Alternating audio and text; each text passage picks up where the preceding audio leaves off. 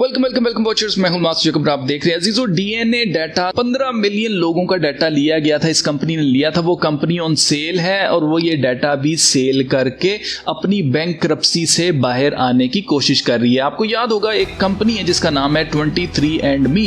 इसके बारे में मैंने आपको बताया था कि कैसे ये कंपनी दिवालिया हो चुकी है और अब जो इन्होंने डीएनए का डाटा लिया था लोगों से, उनकी एंसेस्ट्री बताने के लिए कि जनाब आप तो फलां रॉयल खानदान से आपका ताल्लुक है। आपको याद होगा मैंने इसके ऊपर वीडियो बनाकर आपको बताया था कि कैसे सेलिब्रिटीज को बताया जा रहा था कि जी उन्होंने अपना डीएनए टेस्ट करवाया और डीएनए से पता चला है कि फलां जो है वो शख्स किसी शहजादे का कजन निकल आया है। इसी तरह से आप देख सकते हैं जॉनी डेप के बारे में कहा जा रहा था कि वो क्वीन एलिजाबेथ का कजन निकल आया है डीएनए की वजह से। और लोगों ने क्या किया, धड़ाधड़ अपने सोचे समझे बगैर अपने डीएनए जो है वो ऐसी कंपनीज को दे दिए थे। और अब आप नोट करें कि ये कंपनी दिवालिया हो चुकी है और अब ये कंपनी खुद को बचाने के लिए लोगों का डाटा बेचकर निकल रही है। तो आपके सामने अजीजों, मैंने आपसे कहा था कि इंटरनेट के ऊपर ऑनलाइन या इवन के अगर आप बैंक के अंदर कोई पैसे जमा करवाते हैं, जो भी चीज आप अपनी मर्जी से अपने हाथ से किसी को दे देते हैं, वो फिर चीज आपकी नहीं रहती है, वो उनकी हो जाती है। इसी तरह से जो पैसा आप बैंक में रखते हैं वो आपका पैसा नहीं है, वो बैंक का पैसा है। उसका आपको तभी अंदाजा होता है जब आप पैसे निकलवाने जाते हैं और वो आपको तरह तरह की फॉर्मेलिटीज में फंसा कर आपका सिर्फ वक्त जाया करते हैं। तब आपको शक होता है कि क्या ये पैसे मेरे ही हैं जो मैं निकलवाने आया हूं।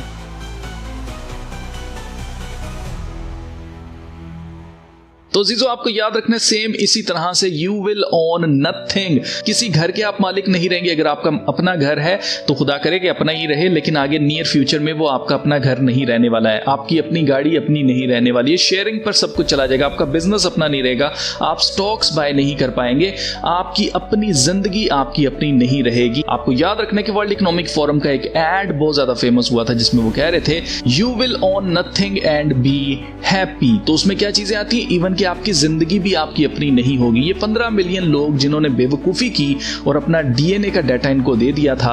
अब आप सोचेंगे कि यार इन्होंने डाटा दिया था, मुझे इससे क्या, भाई मेरी सेहत पर इसका क्या असर पड़ना है। तो आपको एक चीज समझनी होगी कि डीएनए का डाटा सिर्फ इन 15 मिलियन लोगों का नहीं है जो कि इन्होंने सेल के ऊपर लगाया हुआ है।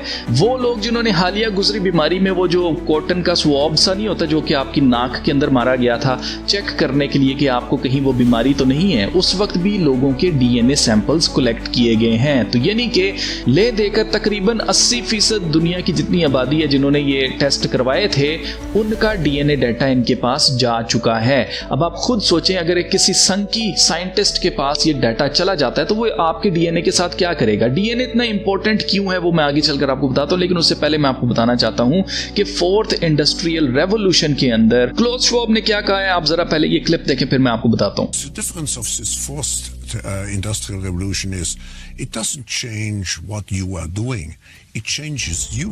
If you take a genetic editing, इसका मतलब ये है कि फोर्थ इंडस्ट्रियल रेवोल्यूशन के अंदर जो चीज हो रही है वो ये हो रही है कि ये आप क्या करते फिर रहे हैं दुनिया के अंदर, आप क्या कर रहे हैं उसको ये नहीं बदलने वाला है। यानी कि तौर तरीके नहीं बदलने वाले हैं, सिर्फ ये आपको बदल कर रख देगा।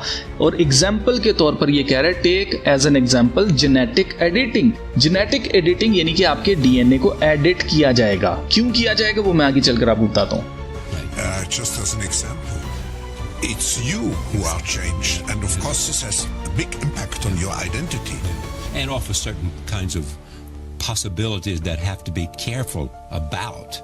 You know, when you began to do that kind of gene editing, some people worry that you are changing what it means to be human. आपने नोटिस किया इंटरव्यू करने वाला उससे कह रहा है कि जब भी ऐसी कोई बात आती है तो हमें बड़ा केयरफुल होना पड़ेगा, क्योंकि लोग कहते हैं कि इसका मतलब यह है कि आप इंसान होने को ही बदल रहे हैं। और इसके पास कोई जवाब नहीं था क्लोज श्वाब के पास। तो अब आप नोट करें कि वाई डीएनए, ये डीएनए के पीछे ही क्यों पड़े हुए हैं। अब ये सारी बातें मैं आपको बताता रहता हूं, लेकिन उसके बावजूद आपको पता है कि लोग अपनी जिंदगी में इतने खोए हुए हैं। ये मैंने पहले भी आपको बता चुका हूं कि कोई भी चीज जो आप इंटरनेट के ऊपर अपलोड करते हैं वो डिलीट नहीं होती है इनके डेटाबेस के अंदर, वो हमेशा तक स्टोर रहती है। लेकिन उसके बावजूद आप देखें अभी जो क्रेज चल रहा है गिबली आर्ट का, उसके बावजूद लोग बाज नहीं आ रहे हैं। वीडियोस देखने के बावजूद भी, वार्निंग देने के बावजूद भी लोग अपनी अपनी तस्वीरों को इस फिल्टर के अंदर चेंज करने की कोशिश में लगे हुए हैं। अजीजों, हम अपने हाथ से अपना डाटा जब दे देते हैं तो फिर वो राइटफुली उसके ऑनर बन जाते हैं। और फिर इसी तरह से होता है कि कल को जब ये कंपनीज दिवालिया होती हैं तो फिर ये आपका डाटा क्या करती हैं,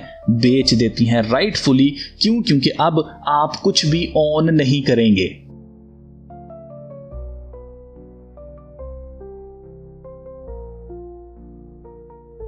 अब अजीजों आपको सवाल करना है कि वाई डीएनए, डीएनए में ऐसी क्या चीज है जिसके पीछे ये लोग पड़े हुए हैं।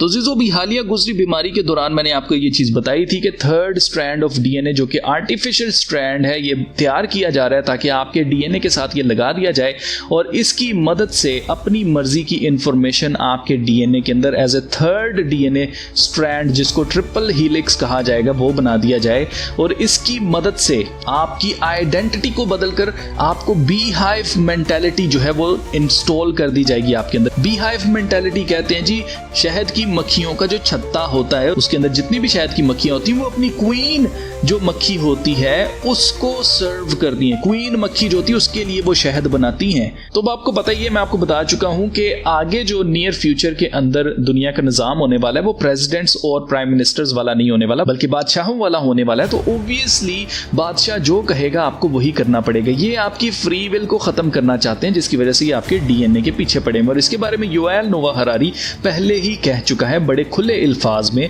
कि अब इंसान हैकेबल एनिमल्स बन जाएंगे, यानी कि इंसान से हमें जानवरों में तब्दील कर दिया जाएगा। But some governments and corporations for the first time in history have the power to basically hack human beings. There is a lot of talk about hacking computers, hacking smartphones, hacking bank accounts, but the big story of our era is the ability to hack human beings. And by this I mean that if you have enough data and you have enough computing power, you can understand people better than they understand themselves, and then you can manipulate them in ways which were previously impossible. And in such a situation, the old democratic system stopped functioning. We need to reinvent democracy for this new era in which humans are now hackable animals. You know, the whole idea that humans have, you know, they have this soul or spirit and they have free will and nobody knows what's happening inside me.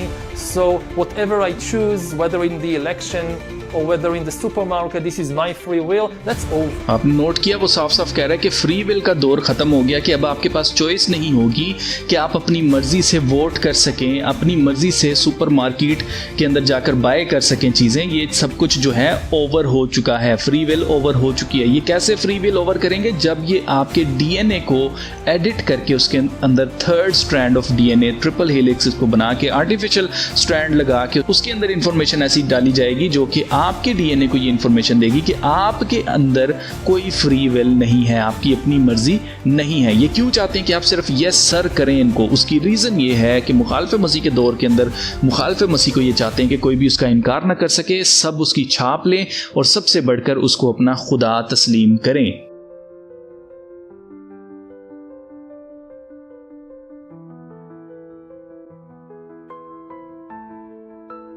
अजीजों आपको याद होगा agenda 2030 जो इस वक्त चल रहा है वो पहले एजेंडा 21 हुआ करता था। और एजेंडा 21 जब आया था उस वक्त मैंने आपको वीडियो बनाकर बताया था कि कैसे ये टोटल कंट्रोल का एजेंडा है और ये यूएन का एजेंडा है, यूनाइटेड नेशंस का। और आप नोट करें कि उसमें इन्होंने साफ साफ बताया था। अब वो सारी वीडियोस जो है वो डिलीट कर दी गई हैं, बड़ी मुश्किल है होती है, वो मिलती नहीं है। नहीं तो मैं आपको वो क्लिप भी दिखाता है जिसमें मैंने आपको बताया था कि कैसे छोटे छोटे जो घर आपने इंडिपेंडेंट घर बनाकर रखे हैं उनको तोड़ दिया जाएगा और उनकी जगह बड़ी बड़ी बिल्डिंग्स बनाई जाएंगी और उन अपार्टमेंट्स के अंदर छोटे छोटे घर जो हैं वो लोगों को रहने के लिए दिए जाएंगे। यानी कि इंडिविजुअली अब एक इंसान अपनी मर्जी से अपना घर नहीं बनाकर रह सकेगा, यानी कि इंडिपेंडेंट नहीं रह सकेगा, उसको बिल्डिंग्स के अंदर रहना पड़ेगा। अब आप नोट करें कि कराची के अंदर अभी 2 दिन पहले ये खबर सामने आती है कि Karachi to witness end of residential plot and house concept, जिसका सीधा सीधा मतलब ये कि अब एक शहरी अपने लिए घर बनाने के लिए, वो भी खास तौर से इंडिपेंडेंट घर बनाने के लिए, रहने के लिए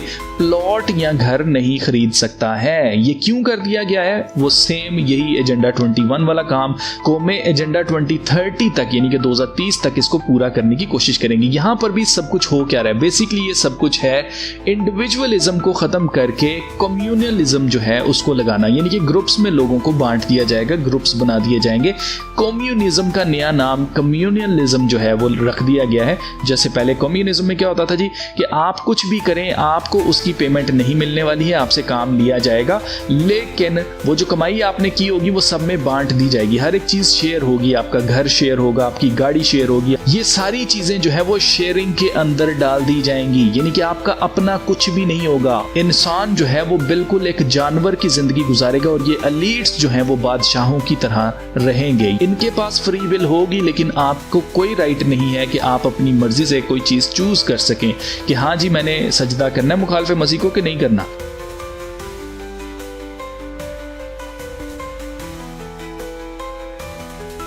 अजीजों, इसके बारे में मैट्रिक्स मूवी के अंदर ये जो शख्स है, पता नहीं इसका मॉर्फियस नाम था, क्या नाम था, ये बंदा जो है ये कहता है कि इंसान को ले देकर इन्होंने एक बैटरी के अंदर चेंज करना है। बैटरी के अंदर क्यों तब्दील करना है? क्योंकि ये इंसान को चलते फिरते रोबोट के अंदर तब्दील करना चाहते हैं, जिसको एक बटन के क्लिक के ऊपर बंद किया जा सके, शट डाउन किया जा सके, ऑन ऑफ किया जा सके।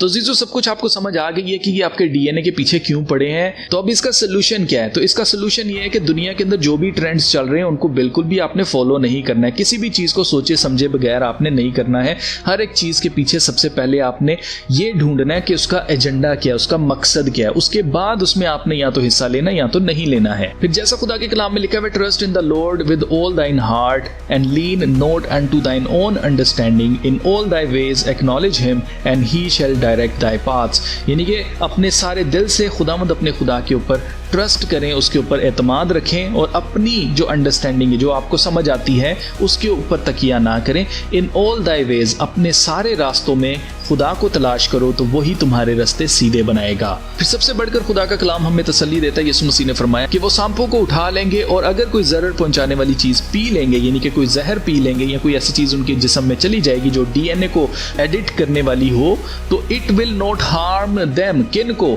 जो लोग मसीह के ऊपर ईमान लेके आएंगे उनके ऊपर कोई भी जहर पहुंचाने वाली चीज असर नहीं करेगी।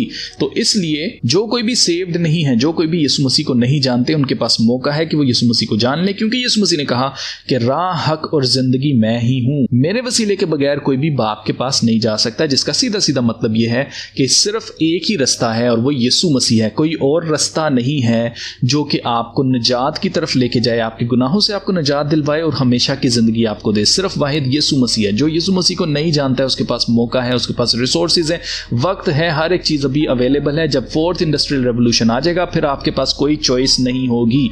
तो उससे पहले पहले यीशु मसीह को जाने, उसको कबूल करें, अपना पर्सनल निजात दहिंदा। मैं आपको बिल्कुल भी मजहब चेंज करने के लिए नहीं कह रहा हूं, मैं आपको सिर्फ कह रहा हूं कि यीशु मसीह को जान लें इससे पहले कि वक्त हाथ से निकल जाए, क्योंकि यीशु मसीह बहुत जल्द वापस आने वाले हैं। जब वो वापस आ जाएंगे तो निजात का दरवाजा बंद हो जाएगा, उस वक्त पछताने का कोई फायदा नहीं होगा। तो जो लोग सेव्ड हैं उनके साथ वादा है कि वो कोई जरूर पहुंचाने वाली चीज अगर खा भी लेंगे तो उनके ऊपर कोई असर उसका नहीं होगा।